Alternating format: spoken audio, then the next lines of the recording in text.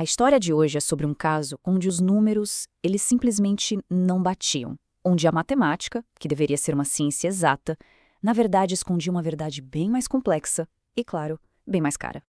Pensa comigo, é possível pagar uma dívida de milhões em dia e mesmo assim sair perdendo dinheiro? Parece contraintuitivo, né? Mas foi exatamente esse o dilema que um cliente enfrentou. Ele tinha certeza do direito dele, mas como provar isso quando os números do banco diziam o contrário? Tudo começa com este número, quase 1.800.000 reais. E olha, isso aqui não é só um valor num papel. É o ponto de partida de uma briga que, sinceramente, parecia perdida antes mesmo de começar. O nosso personagem principal é um produtor rural, super dedicado, que cumpriu a obrigação dele à risca. Ele pagou tudo, mas... Sabe aquela pulga atrás da orelha? Aquela sensação de que alguma coisa não estava certa? Pois é, era uma sensação de injustiça, mesmo com todas as contas em ordem. Ah, e antes da gente continuar, um aviso importante, claro. Por uma questão de sigilo, a gente vai chamar nosso cliente de Fábio. O nome é fictício, mas cada centavo, cada vírgula e cada detalhe técnico dessa história são absolutamente reais. Então, vamos voltar para o começo de tudo, o contrato. Como em muitas histórias de suspense, o problema não estava estampado na capa, não. Estava ali, escondido nas entrelinhas, numa cláusula que parecia totalmente inofensiva. E tá aqui o X da questão. O contrato falava numa taxa de 13,85% ao ano. O grande desafio do advogado era mostrar que, por se tratar de um crédito rural, essa taxa era simplesmente ilegal. Então, o cenário era esse, ó. O Fábio fez tudo certinho. Pegou empréstimo para a safra de soja, quitou a dívida de mais de 2 milhões de reais, pontualmente. O advogado dele tinha uma tese jurídica excelente, sabia que tinha um direito ali. Mas como provar? Faltava a arma principal, os números, para confirmar a tese. Eles estavam num verdadeiro beco sem saída. E aí começa a verdadeira batalha.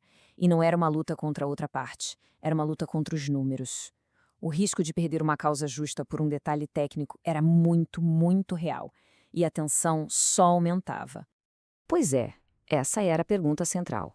Como é que se desafia os cálculos de um banco quando você não fala a mesma língua que eles? A tese do advogado era forte, mas o banco se defendia atrás de uma muralha de planilhas e de jargão financeiro. Mas é exatamente nesse ponto, nesse beco sem saída, que o jogo começa a virar. O advogado percebeu que precisava de ajuda. Precisava de alguém que falasse a língua dos números, um verdadeiro tradutor. E essa ajuda veio na forma de um parceiro estratégico. Não era só contratar um serviço, era trazer para dentro do caso um detetive financeiro, um assistente técnico focado em desvendar o que os números estavam realmente escondendo. E o trabalho foi, nossa, cirúrgico. Primeiro, um mergulho profundo no contrato. E aí, a grande descoberta. Apesar do nome que o banco deu, aquilo era, na sua essência, crédito rural. Essa foi a chave que abriu a porta. Com isso em mãos, passo 2. Aplicar a lei correta, que tem um limite de juros para esse tipo de operação. E o passo final, o checkmate. Refazer todos os cálculos. Foi aí que a tese jurídica virou um número que ninguém podia contestar. E só para a gente entender rapidinho o que é esse tal de crédito rural. Basicamente, é um tipo de financiamento com regras especiais protegidas por lei, que incluem um teto de juros e, o mais importante, o que manda é para que o dinheiro foi usado, no caso, a safra, e não o nome que o banco decide colocar no contrato. E agora a gente chega no clímax da nossa história. Toda aquela investigação, todo aquele trabalho de detetive financeiro culminou em um único documento, a prova definitiva que ia mudar completamente o rumo do processo. Esse documento, o chamado parecer técnico, foi a peça que faltava no quebra-cabeça. Ele transformou uma forte suspeita em uma certeza absoluta e deu ao advogado a prova material de que ele precisava. E olha, contra números não há argumentos. Essa tabela aqui deixa tudo bem claro. Na primeira linha, o valor que o banco cobrou com aqueles juros de quase 14%. Logo abaixo, o valor que deveria ter sido, aplicando o teto legal de 12%. E por fim, o valor justo, com base na taxa média de mercado. A diferença é gritante. Com essa prova irrefutável nas mãos, a justiça finalmente pode ser feita. Aquele argumento técnico todo se transformou em resultado concreto, no bolso do cliente.